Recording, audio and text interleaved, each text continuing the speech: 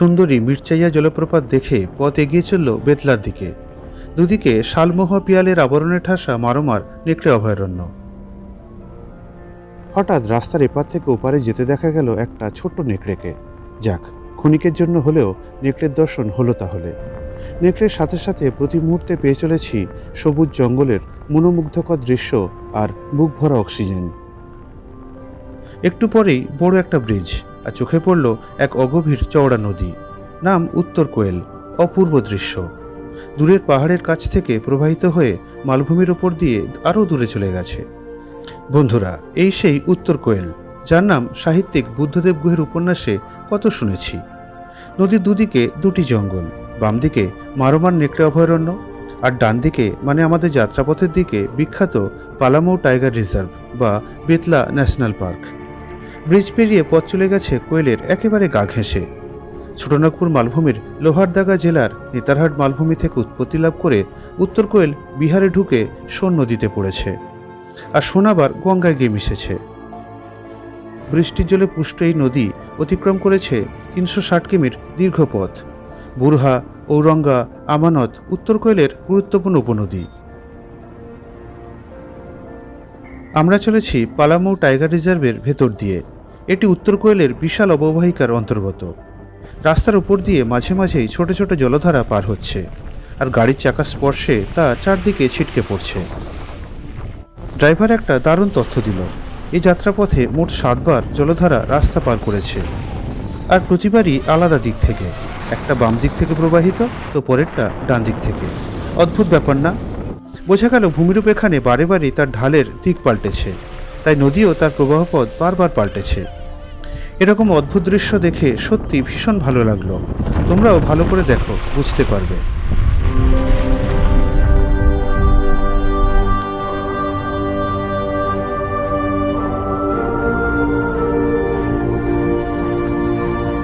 শরতের নীল আকাশে পেঁজা তুলোর মতো মেঘের উড়ে বেড়ানো, আর তার নিচে ঘন সবুজ বনভূমি। আরণ্যক এই পরিবেশে পথ চলা যে কী আনন্দের, কি বলবো। বিস্তীর্ণ এলাকা জনমানব শূন্য। নির্জনতা যাদের পছন্দ, তাদের কাছে এই প্রকৃতি স্বর্গের থেকে কম কিছু নয়। মির্চাইয়া জলপ্রপাত থেকে বেতলা বনবিহারের দূরত্ব 35 কিমি, 1 ঘন্টার পথ। আর নেতারহাট থেকে বেতলার দূরত্ব 94 কিমি। নেতারহাট থেকে সেই 7 সকালে বেরিয়ে কত ফলস, কত জঙ্গল দেখতে দেখতে বেতলার দিকে চলেছি।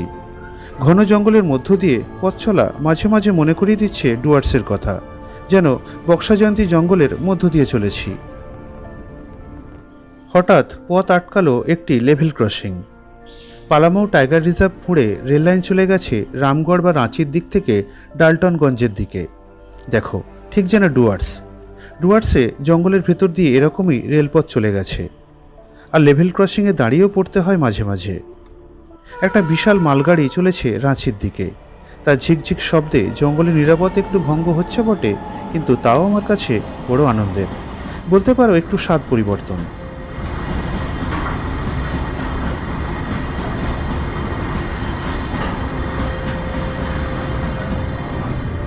রেলপথ ও রেলকে বিদায় দিয়ে পথ আবার ঘন জঙ্গলের ভেতরে প্রবেশ করল। বেতলা ন্যাশনাল পার্ক 226 স্কোয়ার কিমি এলাকা জুড়ে বিস্তৃত, যেটি 1974 সালে টাইগার রিজার্ভ ও পরে 1986 সালে জাতীয় উদ্যানের শিরোপা পায়। জঙ্গলে বাঘ, হাতি, বাইসন, চিতল, স্লথ বিয়ার ও নানা পাখির বাস। জঙ্গলের গল্প তোমাদের পরের পর্বে শোনাব।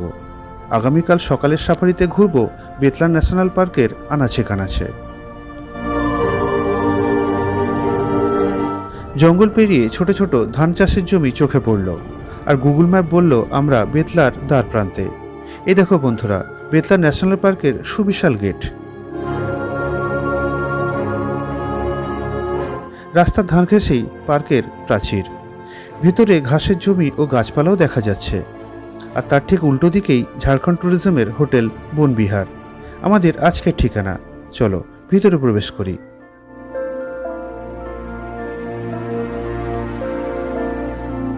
চারদিকে সাজানো গোছানো পার্ক, সবুজ ঘাসের লন, আর তার উপর দাঁড়িয়ে থাকা বেশ কিছু গাছ।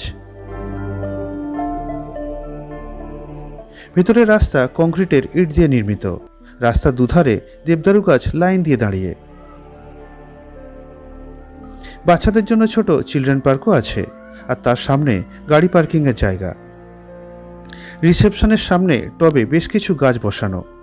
এখানে দিশজ্জা ঘরে থাকার ন্যূনতম খরচ 1500 টাকা প্লাস জিএসটি। ঝাড়খণ্ড ট্যুরিজমের ওয়েবসাইট থেকে বুক করতে হয়। খাওয়ার খরচ একদমই ঠিকঠাক। চলো রুমটা দেখাই। ছিমছাম সুন্দর ঘর, বেশ বড় দুটো বেড, বসার জন্য বেশ বড় বড় দুটো সোফা, আর জানালার পর্দা সরালেই বাইরের সুন্দর পার্ক। আজ তাহলে এ অবধি। আগামী পর্বে থাকছে জঙ্গল সাফারির গল্প।